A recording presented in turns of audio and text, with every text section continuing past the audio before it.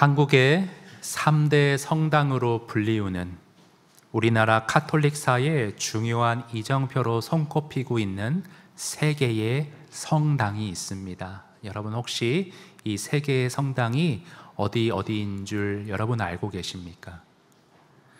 제일 먼저는요, 서울에 위치한 명동성당이 있습니다. 그리고 전주의 전동성당, 그리고 대구의 계산성당, 어떤 역사적인 의의와 최초에 설립된 이런 것들로 3대 성당으로 그렇게 손꼽고 있습니다. 근데 저는 최근에 광고 시간에 말한 것 같은데요, 추석 연휴 때 정말 오랜만에 청계천 거리를 어머니와 걸으면서 이 명동성당에 잠시 들러보았습니다. 근데 성당은 참 이렇게 건축이 너무 이쁜 것 같아요. 그런 으리으리한 거를 꼭 따라가고 싶은 마음은 없지만 건물이 주는 은혜와 웅장함도 분명히 있는 것 같습니다. 저는 그 당시는 사진을 못 찍어서 블로그에 사진을 좀 갖고 와 봤는데요, 좀 보시면요, 참 멋있죠. 그리고 성당에는 특이하게 가보신 분들은 알겠지만 마리아상이 성당 앞에 위치하고 있습니다. 넘겨주시겠어요? 이 마리아상 앞에서 사람들은 기도합니다. 제가 갔을 때는 훨씬 많았어요. 그리고 소리내서 기도하는 건 아니었는데 각자가 얼마나 진중하고 간절하게 기도하는지가 곁에서 느껴졌었습니다. 성당 내부도 볼까요? 내부에도 기도하는 사람들이 꽤 많이 앉아 있었습니다. 그런데 저도 이 성당 내부에서는 잠깐 앉아서 기도를 하게 되었는데 기도가 그날따라 그렇게 깊고 참 뭔가 풍성하게 하늘에 있다는 느낌으로 많은 것을 마음에 쏟아냈던 날이었던 것 같습니다. 하지만 저는 이렇게 성당 안에서는 기도를 했지만 제 어떤 신앙의 어떤 그런 기준상 마리아상 앞에서는 기도하지 않습니다. 왜냐하면 우리 십계명 알고 있죠? 나 외에 다른 형상을 만들지 말라 하셨는데, 아무리 하나님이 눈에 보이지 않고 초신자들이 그 따뜻한 어머니상 앞에서 더 마음을 열고 기도할 수 있다고는 하지만 하나님 말씀에 위배되는 상황이라고 저는 그렇게 생각을 하기 때문에 저는 마리아상 앞에서는 기도하지 않았습니다. 그런데 이와 비슷하게 오늘 본문에서도요, 예수님 당시 이스라엘 유대인들은 사마리아 사람들이 예배드리던 그곳에서는 절대 예배드리지 않는 그러한 과거의 일이 있었습니다. 오늘 본문에 그것이 나오는데요, 여러분 19절 20절부터 한번 천천히 볼까요? 19절 보시면 여자가 이르되, 사마리아에 있던 여자를 말합니다. 우물가의 여인으로 알려져 있죠. 여자가 이르되 예수님한테, 주여 내가 보니 선지자 같으십니다. 우리 조상들은 이 산에서 예배하였는데 당신들 유대인들은 예배할 곳이 예루살렘에 있다고 그렇게 생각이 다르습니다. 20절 앞에 사마리아 사람들, 그 조상들이 예배했던 이 산은 어디인가? 그리심산입니다. 그리심산. 1부 때 이 지도를 보니까 너무 작아서 좀 괜히 갖고 왔다 싶은데, 그래도 그냥 보시면요, 빨간색으로 동그라미 친 거는 얼핏 보이실지 모르겠어요. 거기가 사마리아 지역입니다. 사마리아는 북이스라엘과 그 주변 지역을 지칭하는 명칭이에요. 수가라는 동네에 요한복음 4장 5절에 보면 예수님이 지금 이 여인을 수가라 하는 동네에서 만나고 있는데 그 수가가 있고요, 그 바로 밑이 그리심산입니다. 그리고 안 보이시겠지만 나중에 영상으로 보실 수 있는데 그 밑에 보시면 유다, 남유다, 예루살렘이 위치하고 있습니다. 그러니까 사마리아는 북쪽, 남유다는 남쪽에 있는 겁니다. 내려주시고요. 좀 우리 인천으로 좀 비유해서 말하자면, 여러분 남인천 들어보셨죠? 남인천이 어디서부터 어디까지가 남인천인가? 인천에 오래 사신 분한테 물어도 정확하게 모르시더라고요.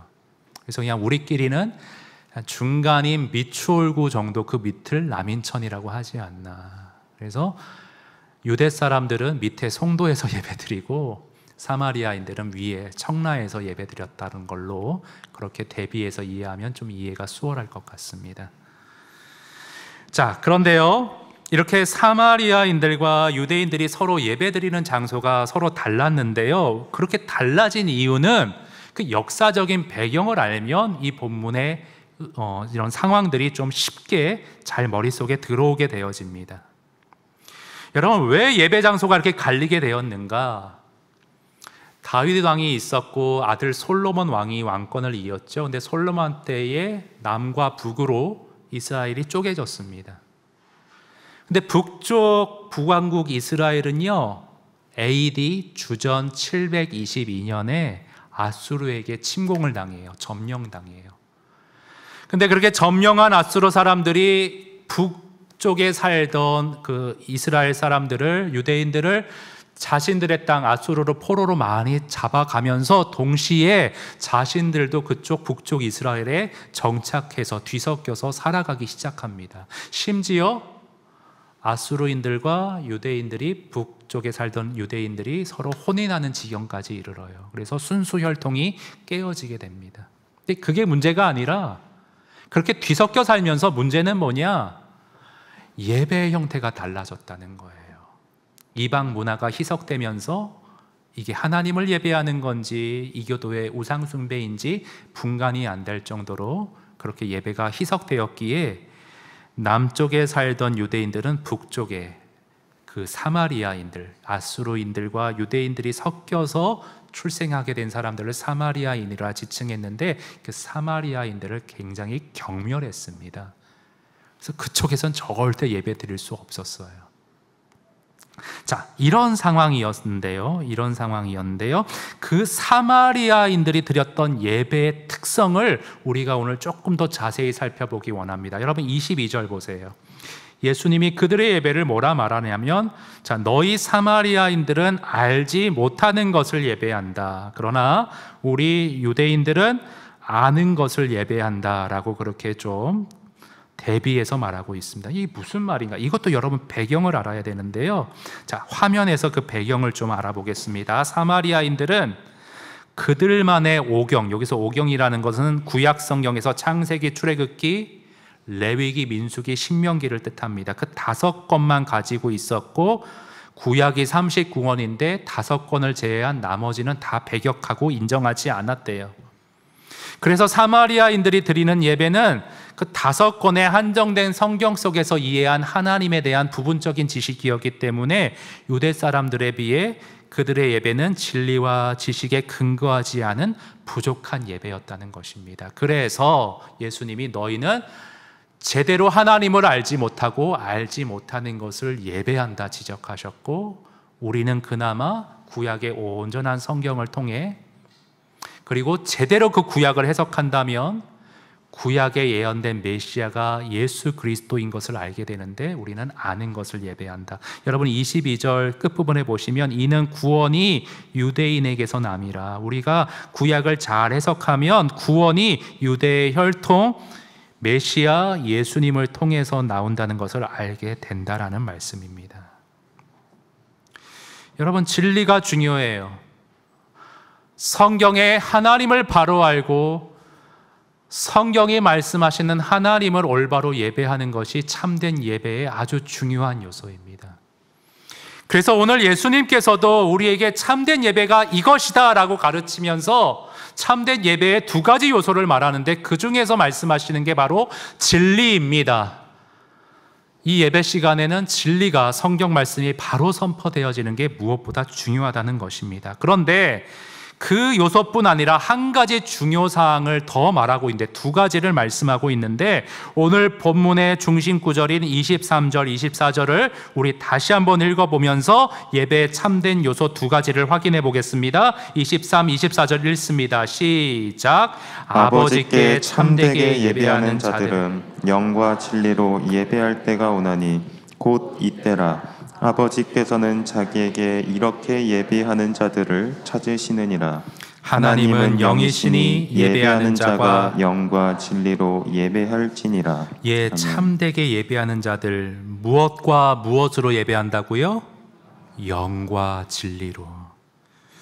진리는 지금 방금 살펴봤었어요. 진리는 어려울 게 없어요. 그래도 한번 좀 짚고 넘어가면 메가더 목사님이 진리를 뭐라고 말하느냐, 진리가 가리키는 것은 이 계시된 성경과 같다고 보시면 되고요. 조금 더 풀어 말하면 궁극적으로 아버지를 계시하시는 육신을 입은 말씀 예수님을 중심으로, 그리스도 중심으로 성경을 해석해서 하나님을 바로 예배하는 것, 이렇게 말하고 있는데 좀 말이 어려울 수 있어요. 근데 거기 가로 부분 보시면 요한복음 14장 6절이라고 참고 성구가 적혀 있습니다. 여러분 주석이나 이런 스터디 바이블 보실 때 이런 참고 구절을 찾아보시면 성경의 이해가 조금 더 종합적으로 넓어지는 것을 경험하실 수 있을 거예요. 한번 요한복음 14장 6절 화면에서 같이 한번 읽어봅니다. 시작. 예수께서 이르시되 내가 곧 길이요 진리요 생명이니 나로 말미암지 않고는 아버지께로 올 자가 없느니라. 잠깐 띄워주시고요. 참된 예배를 말하면서 이 구절이 중요하다 하는데요, 참된 예배란 뭐냐? 길이요 진리요 생명 되신 예수님. 영어 성경에는 더 분명해요. I'm the way. 내가 유일한 길이요 유일한 진리요 유일한 생명이다. 무슨 진리요 무슨 길인가? 하나님 앞에 나아갈 수 있는 유일한 길이요 진리요 생명이다. 나의 보혈을 통해 우리를 받아주시는 하나님의 존전 앞에 나아가 드리는 그 예배가 참된 예배니라 라고 말씀을 해주고 계신 것입니다. 성경에서 예수님을 바로 발견하고 그 예수님의 보혈을 통과해 하나님의 존전 앞에서 나의 전부를 드리는 예배, 그것이 참된 예배이다. 이건 어려울 게 없어요. 이렇게 이해할 수 있어요. 근데 오늘 화두는 뭐냐면, 진리는 알겠는데 예수님이 강조하시는 또 하나의 중요사항, 예배의 중요사항, 영은 대체 무엇을 의미하느냐, 이것이 오늘 중요한 포인트가 되겠습니다. 영과 진리로 영이 대체 뭘 뜻하는 거냐. 성경학자들은 크게 두 가지 의견으로 여기서 나뉘게 되어집니다. 여기서 영이란 성령 하나님을 가리킨다. 근데 또 다른 학자는 아니다, 우리의 영혼, 예배드리는 우리의 영, 우리의 마음, 우리의 내면을 가리킨다라고 해석하는 두 갈래가 있습니다. 자, 먼저 성령으로 해석하는 사람들의 글을 잠깐 좀 보겠는데요, 중요하기 때문에 좀 비교해서 볼게요. D.A. 칼슨이라는 굉장히 유명한 성경 신학자입니다. 한번 보시면요, 영과 진리로라는 말은 곧 성령과 진리로라는 뜻으로 풀이할 수 있대요. 참된 예배자는 진리의 영, 성령에게서 능력을 받아서, 조명하심을 받아서 그 진리를 따라 예배하는 것, 이게 참된 예배라는 것이죠. 레온 모리스라는 이분도 굉장히 권위를 인정받는 유명한 분입니다. 이분도 동일하게 참되게 예배하는 자들은 하나님의 영의, 성령의 권능, 성령이 힘을 주시는 것에 의지하여 진리를 따라 하나님을 예배해야 한다. 근데 여러분, 아무리 저명하고 아무리 유명한 사람이라도 어떤 근거로 이런 얘기를 하냐가 중요해요. 여기 반박하는 존 메가더 목사님은 제가 납득할 수 있는 근거를 들어서 반대 의견을 말합니다. 메가더 목사님 한번 글을 볼까요? 영은요, 성령을 말하는 게 아니래요. 사람의 영혼을 가리킨다. 근거가 중요한데 그 뒤에 보십시오. 오늘 요한복음 4장에서 예수님 말씀의 요점은 뭐냐? 지금 흐름이 뭐냐면, 사람은 종교적 규율이나 장소에 따라서, 그 외적인 것에 따라서 예배하는 것, 그걸로 다 되는 게 아니라 정말 중요한 건 뭐냐? 내적으로, 영으로 정당한 마음의 태도를 가지고 예배해야 한다. 이게 중요하다는, 잠깐 그대로 띄워주세요. 여러분, 요거 보시고 21절을 보십시오. 예수님이 지금 무슨 말을 하고 있어? 예수께서 이르시되 여자여 내 말을 믿으라. 이 산에서도 믿고 이 산에서도 말고 예루살렘에서도 말고, 장소가 중요한 게 아니라고 지금 말씀하시면서, 그럼 외적인 장소가 중요한 게 아니라 대비해서 그 영은 무엇을 강조할까? 우리의 마음, 내면을 대비해서 강조하는 게 이 맥락 가운데 맞지 않는 것이 메가더 목사님의 주장입니다. 저는 이 주장을 따르고 있어요. 내려주셔도 좋을 것 같습니다. 저는 문맥적으로 이 영을 나의 내면, 나의 영이라 해석하는 게 더 적합하다고 생각하는 게 문맥적으로뿐 아니라 경험적으로도 그렇습니다. 여러분, 물론 우리 예배에서 성령 하나님의 도우심이 필요합니다. 중요합니다. 그러나 그것은 기본입니다. 우리에게 더 강조되어야 될 건 뭐냐 하면 예배드리는 우리의 마음, 태도, 자세, 마음가짐이라고 저는 생각해요. 지난주에 박정근 목사님이 오셨는데 이제 목사님이 은퇴하시고 여러 교회를 돌면서 이제 설교를 하고 계십니다. 근데 목사님이 말씀하시는 게 뭐냐면 똑같은 설교자가 똑같은 설교 내용을 가지고 동일한 마음으로 선포를 하는데 그 예배당의 은혜의 깊이와 어떤 그런 움직임이 사뭇 다르다는 거예요. 예배당마다. 뭐가 문제일까? 그날따라 내 컨디션이 안 좋았나? 아니라는 거죠. 박정근 목사님이 내놓은 대답은 뭐가 다르냐? 그 예배에 참석하는 예배자들이 다르다는 거예요. 여러분, 설교뿐 아니라 일반 연설도요, 그냥 이렇게 기계적으로 읽는 게 아니라 청중과 주고받는 게 있습니다. 청중의 어떤 암묵적인 반응에 따라서 저에게 나가는 게 달라져요.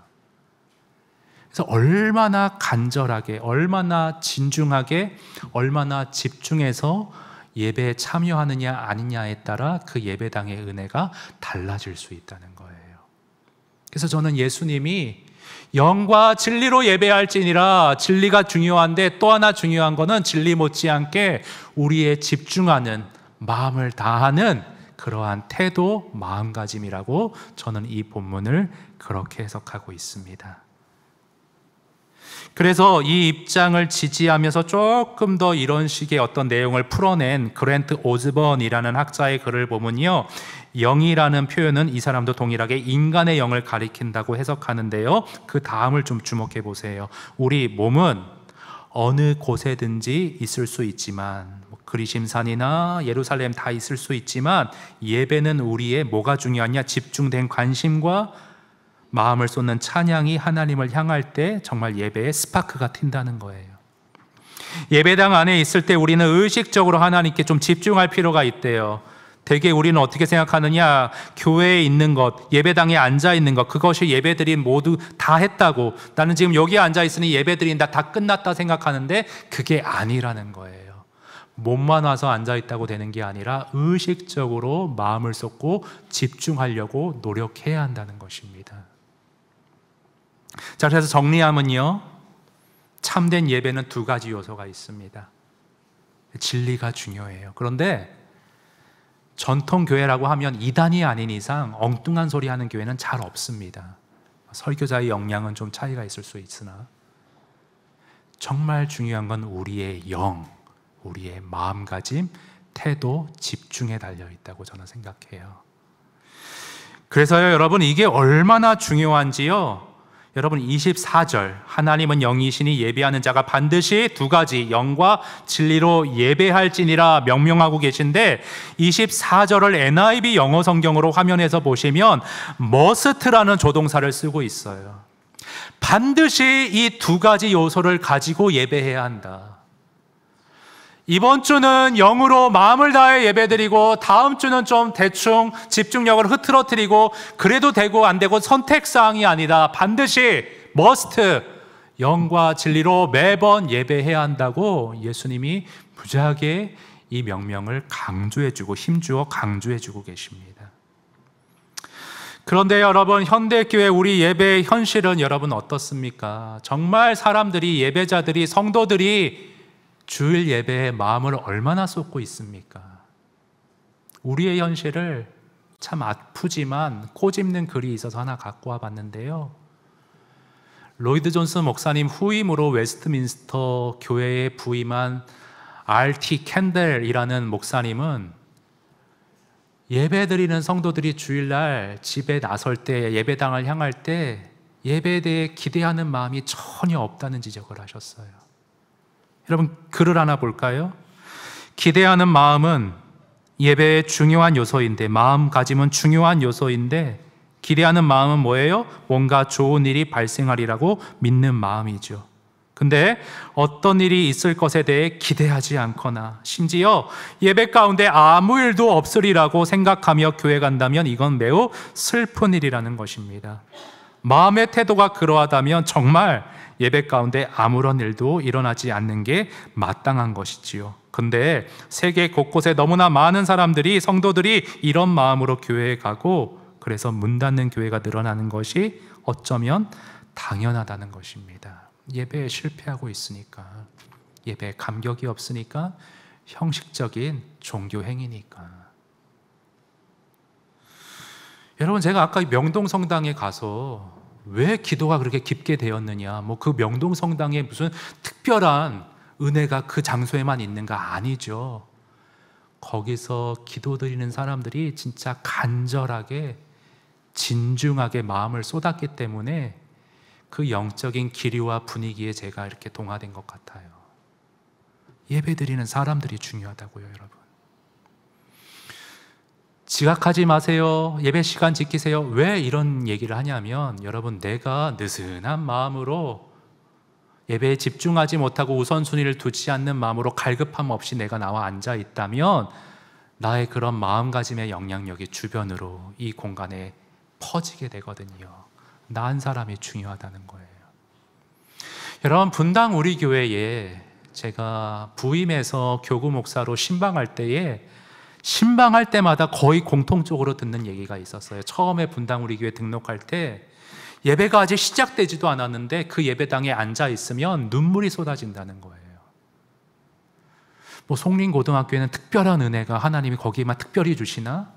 왜 그런가 생각해 봤더니 여러분, 분당 우리 교회는 예배 시간 30분 전에 자리가 다 찹니다. 1시간 전부터 줄 서서 기다려서 예배당에 들어와요.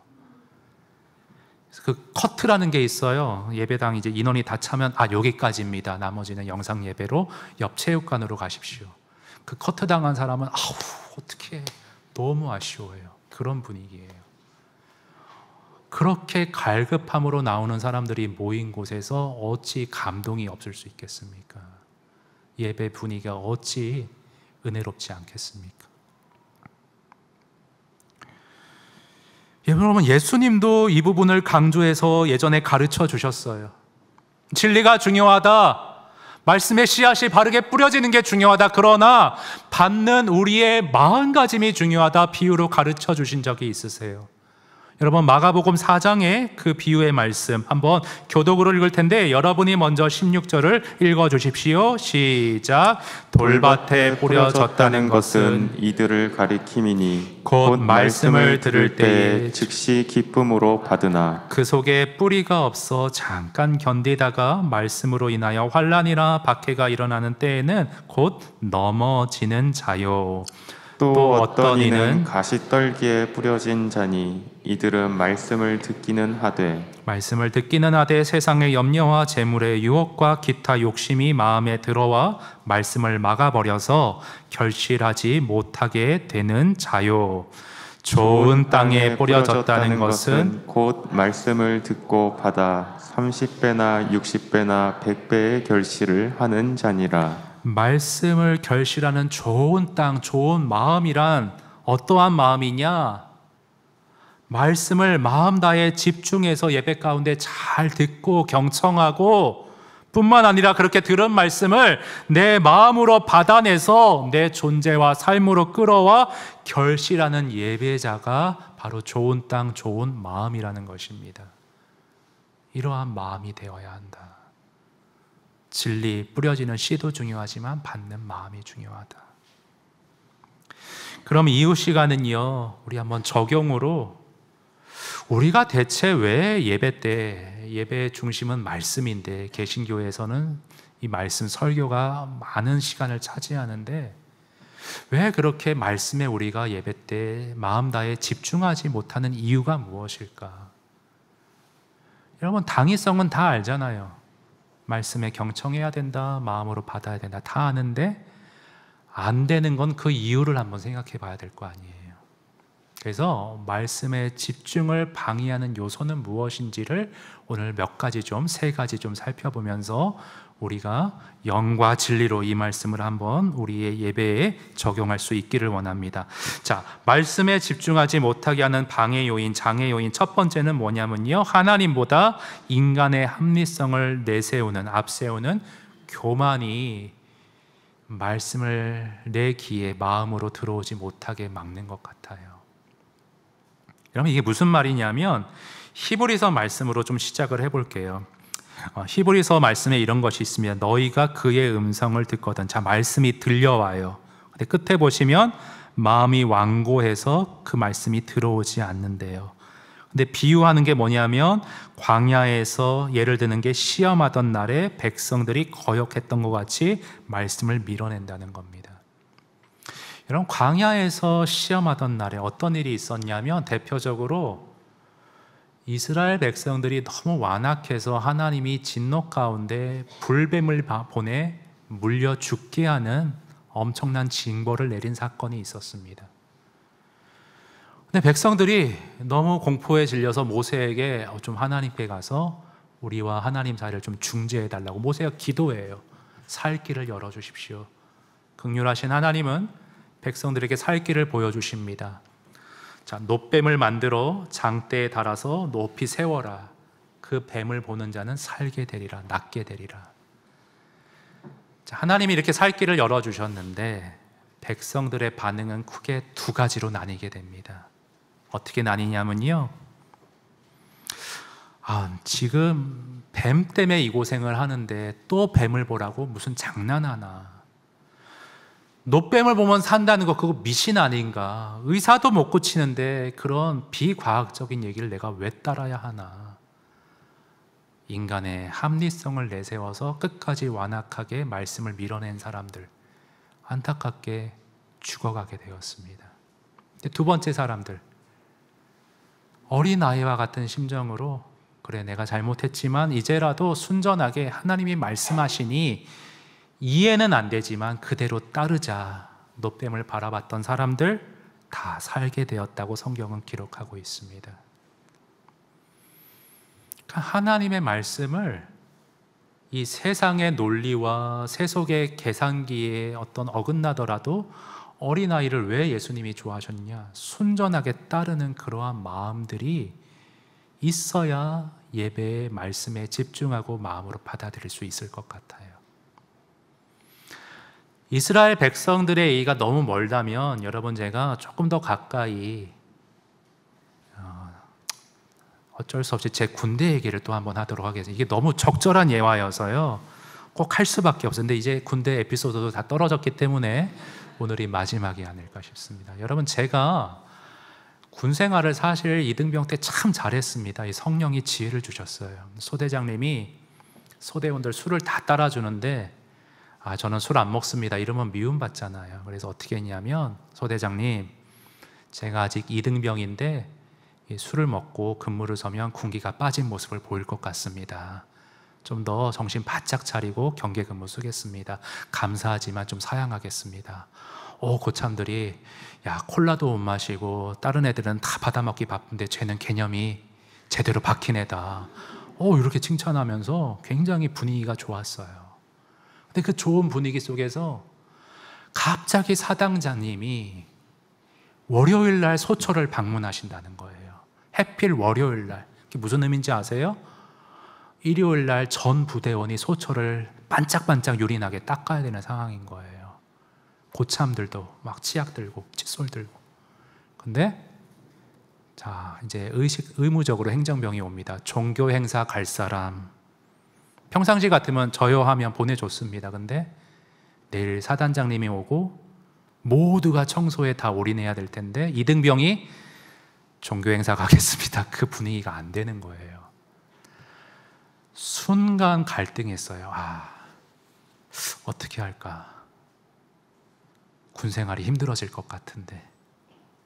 근데 성령이 주신 마음이 양보할 게 있고 지켜야 될 게 있는데 예배는 지키자. 좀 우직하게 그런 마음으로 밀고 가도록 용기를 주셨어요. 그래서 저요 가겠습니다. 저를 아껴주던 고참도 이해가 안 된다는 거예요. 그거 한 번 안 간다고 하나님이 널 버리냐. 지금 분위기 파악이 그렇게 안 되냐? 근데 저는 갔습니다. 그런데요, 그때 결정이 참 잘했다고 군생활 끝에서 알게 됐어요. 그 밖에도요, 저는 박교포였는데 박교포반 회식, 그래서 일요일 날 한다고 그러고 뭐하고 자꾸 뭐가 있는 거예요. 근데 한번 제가 그렇게 가니까, 근데 제가 그렇게 가고 뻔뻔스럽게 있는 게 아니라 제가 박교포반이었는데 포를 정말 열심히 닦았어요. 3일에 한 번씩 닦아도 되는데 저는 매일 닦았습니다. 잠 1시간씩 줄이고. 그러니까 밤새 저희는 GOP는 밤새 근무를 하는데 잠이 정말 모자른데 포를 정말 열심히 닦았어요. 그랬더니 간부들이 가끔 불시 검문을 하는데 녹슬어 있으면 고참들 깨거든요. 근데 고참들이 항상 칭찬받았어요. 야, 이 소대는 맨날 반짝반짝 한다고. 그래서 제가 그냥 일하기 싫어서 그러는 게 아니라 정말 가야 할 이유가 있구나. 그래서 저는 그 다음부터 종교행사 가겠습니다 이거 안 했어요. 왜냐? 제 이름은 자동적으로 올라가 있어요. 삼열이는 가야 된다, 가도 된다, 그럴 만한 또 이유가 있다, 이렇게 인정을 해주셨어요. 그렇지 않았으면, 제가 자꾸 타협했으면 예배가 무너지지 않았을까, 좀 그렇게 생각이 되어집니다. 말씀드리고자 하는 핵심은요, 나의 합리성, 상황의 융통성을 빌미로 해서 자꾸 하나님이 이렇게 말씀하고 지적할 때 그것을 밀어내지 마시라는 거예요. 어린아이와 같은 순전함으로 이렇게 하라 그러면 우직하게 따를 수 있는 순수한 믿음이 저와 여러분에게 있기를 바랍니다. 이찬수 목사님이 왜 이 시대에 그렇게 크게 쓰임 받으십니까? 다른 게 없어요. 그냥 강박적일 정도로 그 정직함, 순전함. 너무 교회들이 지금 이 시대에 융통이라는 미명하에, 합리성이라는 어떤 빌미하에 자꾸 이렇게 그 순결성을, 디그니티를 잃어버리는 이런 세대거든요. 좀 이쪽으로 와야 될 것 같아요.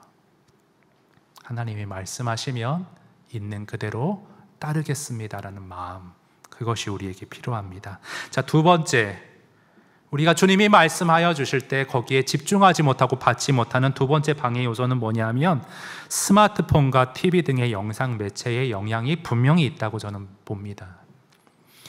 여러분, 요즘 학교에서 선생님들의 고민이 뭐냐면, 애들이 유튜브, OTT 너무 재밌고 자극적인 거에 다 이렇게 길들여져 있어서 수업할 때 되게 수업 준비를요, 영상도 만들고 PPT도 재밌게 만들고 하는데 매 시간마다 그러기가 너무 힘들다는 거예요. 애들이 잘 집중해서 따라오지를 않는다는 거예요. 여러분, 그래서요, 그 마르바 던이라는 사람은 이것을 이 교실의 문제만이 아니라 교회에도 동일한 문제가 있다고 대비해서 말하고 있는 글이 있어서 좀 갖고 와봤는데요, 각종 영상 매체에 길들여진 학생들, 또 우리 예배 참여자들도 마찬가지인데, 영상 매체로 빈궁하게 된 내 상태는 생각하는 것보다 훨씬 심각하다는 겁니다.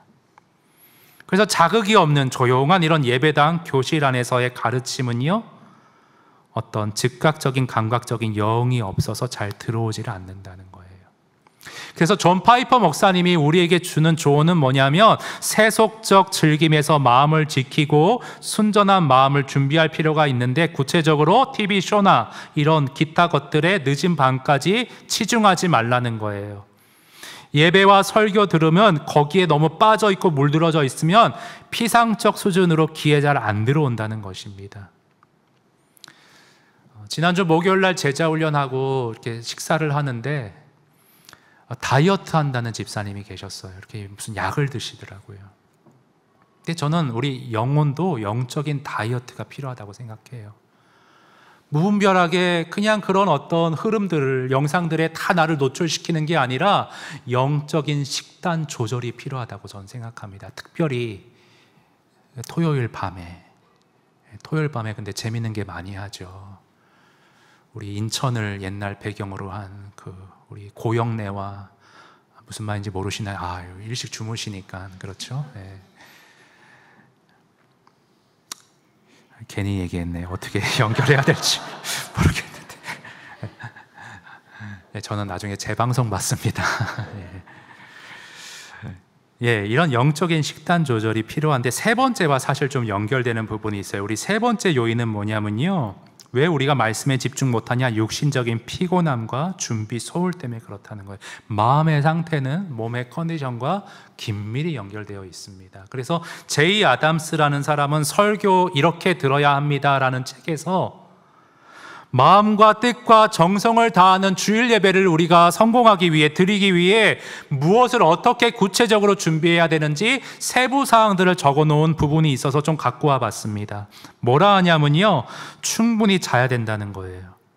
근데 다음 문장이 굉장히 위안이 되는데, 조는 것은 설교자의 탓만이 아니라고 말을 해주고 있습니다. 예, 제 탓만은 아니에요. 여러분도 일찍 잠자리에 드시려고 노력해야 돼요. 지각하지 않기는 아까 말했기 때문에 넘어가고요. 뭐 이렇게까지 충분한 아침 식사, 빈속은 짜증과 조바심을 유발할 수 있다. 뭐 이렇게까지는 모르겠어요. 뭐 아침을 아예 안 드시는 분들도 있으니까 하루에 2끼만 뭐 1인 1식 하는 분들도 있죠. 넘어가서요. 다음은 좀 중요한 거다. 예습. 전날 토요일 날 만약에 뭐 요한복음이다, 4장이다, 이 설교할 본문을 자세히 읽어보고 여러 번역본으로 비교해보고 공부해오면 이게 무슨 뜻일까 궁금해지잖아요. 근데 제가 그걸 풀어주면 속속 귀에 잘 들어오게 된다는 것이죠. 예습하는 거는 드라마 한 편 줄이고 예습하는 시간을 확보하는 건 참 필요한 것 같아요. 두 번째, 기도. 이 예배당에 와서 말씀 전하는 저를 위해, 옆에 다른 성도들을 위해, 나를 위해 온전한 마음을 다들여 말씀에 집중하고 마음으로 오늘 받고 내 삶이 변화될 수 있도록 기도하는 것은 참으로 중요하다. 그러려면 좀 예배에 일찍 와야겠죠. 규칙성. 뭐냐면요, 우리 뭐 요한계시록 강의를 연속적으로 하는데 내가 무슨 일 때문에 전주 빠졌으면, 드라마는 전편 놓치면 꼭 챙겨보잖아요. 연결이 안 되니까. 근데 설교는 넘어갔으면 넘어간 거지 그러지 말고 연결을 위해서 유튜브라도 찾아보는 그런 성의가 있어야 된다는 거죠. 그리고 마지막 주의는 한번 보겠습니다. 토요일 밤 또 주일 아침에 하나님께서 주실 메시지를 받을 마음을 준비하는 일보다 교회에 갈 때 무엇을 입을까 고민하는 게 얼마나 큰 비극인지 모른다. 지금 내 마음 상태가 무엇인가 점검하는 것보다 뭘 입고 갈까, 예배 끝나고 뭘 먹을까 고민하고 있다면 참 그것은 불행이라는 것이죠. 여러분, 우리가 웃음으로 이 글들을 읽고 지나가지만 나의 마음을 한번 정직하게 들여다보세요. 몇 가지나 걸리는가? 정말 나는 주일날 예배 나올 때 어떠한 마음가짐을 어떻게 준비하고 있는가? 한번 정직하게 나한테 비추어서 적용해 볼 수 있기를 원합니다. 여러분, 저는요, 예배만 우리가 영과 진리로 매주 제대로 드리기만 하면, 예배만 제대로 드려도 우리의 삶이 변화되어질 줄로 믿습니다. 예배가 중요해요. 여러분, 오늘 본문의 사마리아 여인도 보세요. 예수님이 예배에 대해 어떻게 예배 드려야 되는지 알려줍니다. 그리고 그런 가운데 내가 메시아다, 구세주다, 당신을 계시해줘요. 그 예수님을 알게 되니까 이 여인은 결혼 생활이 매우 불행한 사람이었습니다. 가정 생활이 순탄치 않았어요. 그런데 환경은 그대로인데, 상황은 안 바뀌었는데 예배를 제대로 알고 예수님을 만나니까 그녀의 심경이 변화된 것을 오늘 본문이 말씀하고 있습니다. 여러분, 25절, 26절 보십시오. 예배에 대해 쭉 가르쳐 주신 다음에 여자가 반응하죠. 메시아 곧 그리스도라 하는 이가 오실 줄을 내가 알고 있는데 그가 오시면 모든 것을 우리에게 알려주실 것이고 지금 내 상황도 바뀔 것 같습니다. 그랬더니 예수님이 네가 말하는 내가 바로 그이다 라고 자신이 구세주임을 알려주시지요. 제가 인상 깊게 본 책 제목 가운데 이런 책 제목이 있었습니다. 왜 당신의 행복을 남에게서 찾는가? 왜 당신의 행복을 다른 사람에게서 찾는가? 이 여인에게로 갖고 와 볼까요? 왜 당신의 행복을 예수님이 아닌 남편에게서 찾는가? 이 여인은 아마 이때 깨달았을 겁니다. 아, 나의 행복이 불완전한 남편에게, 사람에게, 어떤 환경에 달려있는 게 아니구나. 내 인생의 행복은, 참된 소망은 오로지 메시아, 구세주, 예수님, 이분을 알고 만나고 예배하고 이분이 이루어 가실 구원을 의지하고 기뻐하는 것에 달려 있는 거구나. 아마 성령 안에서 깨닫지 않았을까 싶습니다. 이걸 깨달은 여인의 변화된 모습을 보세요. 여러분 28절, 29절, 오늘 본문은 아니지만 우리 한번 같이 읽어보겠습니다. 28, 29절 시작. 여자가 물동이를 버려두고 동네로 들어가서 사람들에게 이르되 내가 행한 모든 일을 내게 말한 사람을 와서 보라. 이는 그리스도가 아니냐 하니. 여러분 28절에 물동이를 버려뒀다는 것은 상징적인 의미가 있죠. 세상 다른 무엇이 이제 중요하지 않게 되었다는 거예요. 물동이를 버려두고 사람들에게 달려가 예수님을 전했습니다. 이때 여인의 심정이 어떠했을까요? 여러분, 나는 불행한 인생을 살았는데 그게 문제가 아닙니다. 예수님을 만나느냐, 예수님을 제대로 예배하며 사느냐가 관건인 걸 깨달았습니다. 여러분, 그 느낌표 속에 아마 이 여인이 오늘날 복음성가, 오늘날 우리가 부르는 찬송을 알았다면 이런 찬송을 부르지 않았을까 싶습니다. 한번 가사 띄워주시면요, 주 은혜로 내가 이곳에 서 있고 이제 주 임재 앞에 온전히 엎드려 온전히 예배하겠네. 그 어느 것도 난 필요 없네. 주님만 온전히 예배하는 것이 중요하네. 내 인생의 모든 문제 해결의 키가 여기에 있네. 또 이런 찬양도 있습니다. 주 예수 이름, 주 예수 이름 띄워주시겠어요? 주 예수 이름.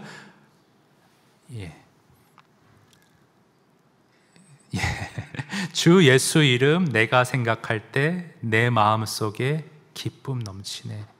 상황은 달라지지 않았어요. 남편이 극적으로 변화된 것도 아니에요. 그러나 예수님을 생각할 때 이 땅에서의 고난은 잠시 잠깐이요, 영원한 영광을 날 위해 예비하신 예수님, 이 과정을 통해서 나를 주님 닮아가도록 빚어가시는 예수님, 그 예수님 생각할 때 나는 절망을 넘어 낙심을 넘어 기쁨이 샘솟네. 우리의 소망, 나의 소망, 구원 되시는 주, 어떤 것도 비길 데가 없고 바꿀 수 없네. 이런 찬양을 여인이 아마 하지 않았을까 싶습니다.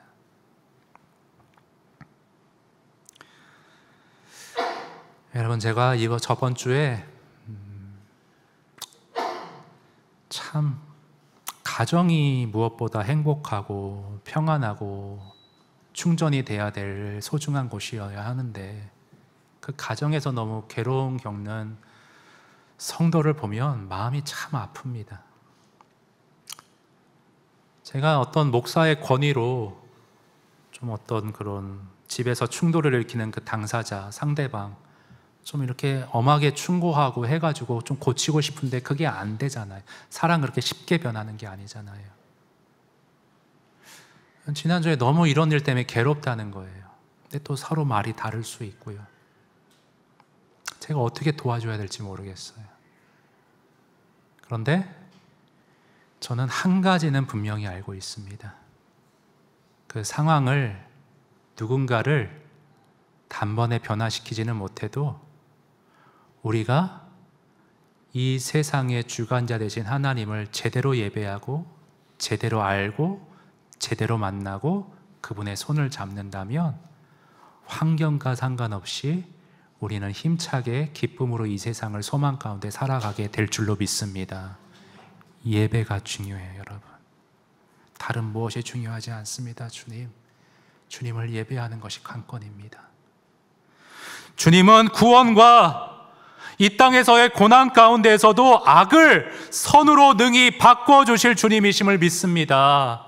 그 주님을 생각할 때 제 마음에 소망과 기쁨이 솟아납니다. 주님을 경배합니다. 매주 드리는 예배, 말씀으로 계시된 하나님을 제대로 깨닫고 제대로 만나고 제대로 주중에서도 그분의 손을 잡고 동행하며 살아가시는 참된 예배자들, 영과 진리로 예배하는 송도 소리교회 모두가 될 수 있기를 바랍니다. 우리 그러한 바람 가운데 우리 찬양 하나 하겠습니다. 주님을 예배하는 이곳에 예배하는 우리들 중에 주님이 찾는 참된 예배자가 진정 있는가, 내가 그 사람 되기 원합니다 라는 나의 소원을 가지고 이 찬양 함께 부르도록 하겠습니다.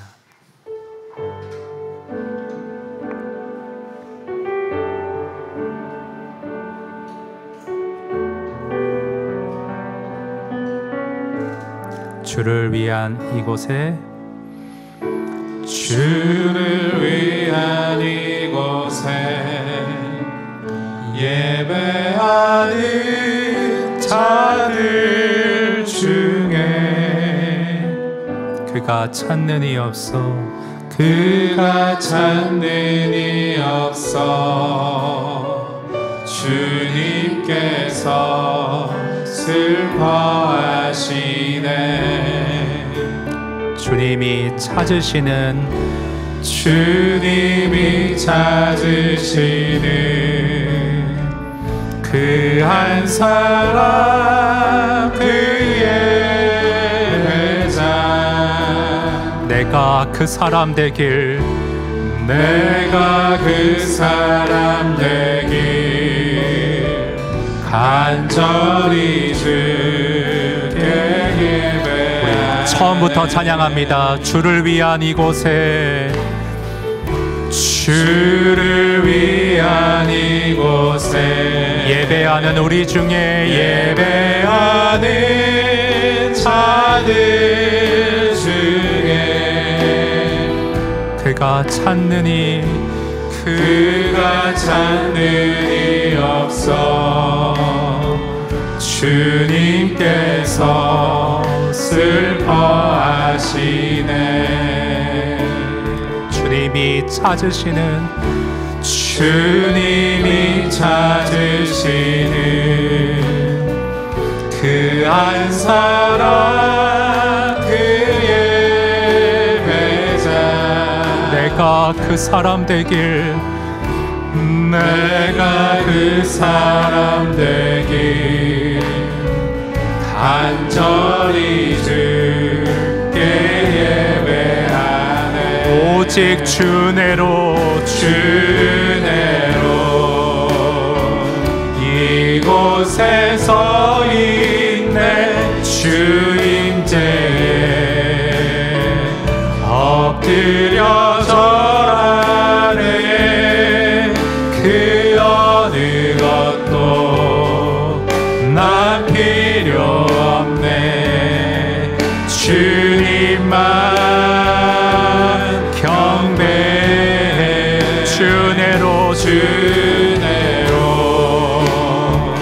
이곳에서 있네. 주임제 온전히 엎드려 예배하네. 엎드려 절하네. 어느 것도, 그 어느 것도 나 필요 없네. 주님만, 주님만 경배. 주 예수 이름을, 주 예수 이름 내가 생각할 때 내 마음속에 기쁨 넘치네. 우리의 소망, 우리의 소망 구원 되시는 주, 그 이름 믿길 때요. 주 예수 이름을 내가 생각할 때, 주 예수 이름 내가 생각할 때 내 마음 속에 기쁨 넘치네. 그렇습니다. 우리의 소망, 우리 소망 구원 되시는 주, 그 이름 믿길 때 어디 있나. 주 예수 이름 내가 생각할 때 내 마음 속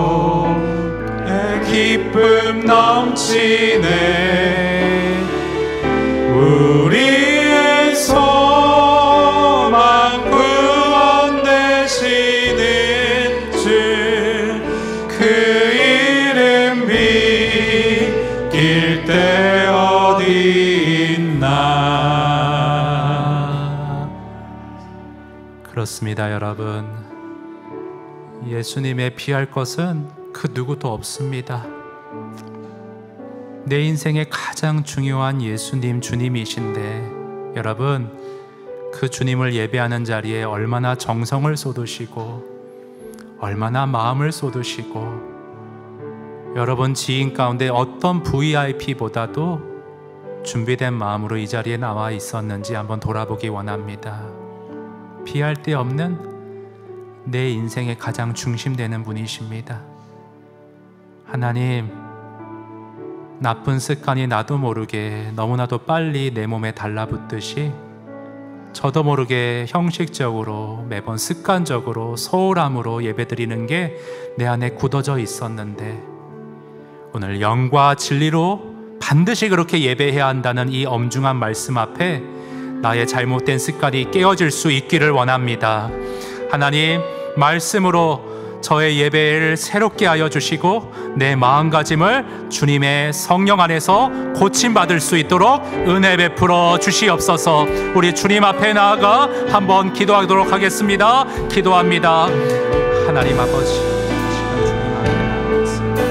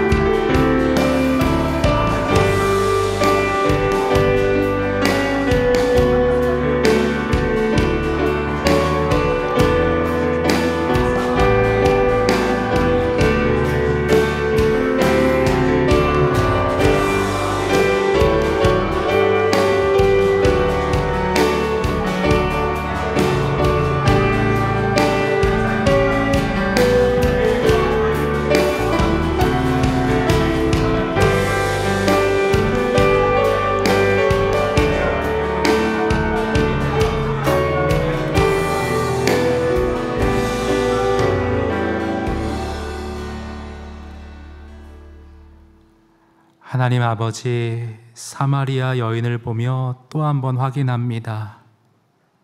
우리의 상황과 환경과 현재 어려움이 관건이 아니라 얼마나 하나님을 올바로 예배하느냐, 얼마나 그 주님을, 말씀에 계시된 주님을 내 마음을 다해 따르느냐, 이것이 우리 삶의 가장 중요한 키임을 다시금 깨닫습니다. 하나님, 깨달음 주셨사오니 이것을 우리 삶의 성령 안에서 연결할 수 있기를 원합니다. 잘못된 습관들, 준비되지 않은 마음들, 소홀한 형식화된 예배의 자세들, 하나님 오늘 지적해 주신 것 다른 사람의 얘기가 아니라 나를 향한 지적으로 아프지만 아멘으로 받아서 하나님, 주님께서 말씀으로 고쳐주시는 바에 따라 순전하게 어린아이와 같이 주님 말씀하시는 대로 행하고 개선하고 하나님 노력해가는 우리 모두가 될 수 있도록 우리의 예배를 회복시켜 주시옵소서. 그래서 성도 소리교회 귀한 우리 성도들, 예배 가운데 하나님을 제대로 깨닫고 제대로 만나고 제대로 경외하는 사람들 되게 하시어서 삶의 어떠한 상황 가운데서도 주님이 나의 하나님이시고 주님이 내 아버지시고 내 삶의 주관자이시니 나는 두려울 게 없다라고 예배 가운데 성령의 능력과 말씀의 은혜를 힘입어 힘차게 기쁨으로 소망 가운데 삶을 살아가는 참된 예배자들 될 수 있도록 오늘의 말씀으로 저들의 삶을 인도하여 주시옵소서. 영과 진리로 올바로 예배할 수 있도록 우리의 예배를 바로잡아 주시옵소서.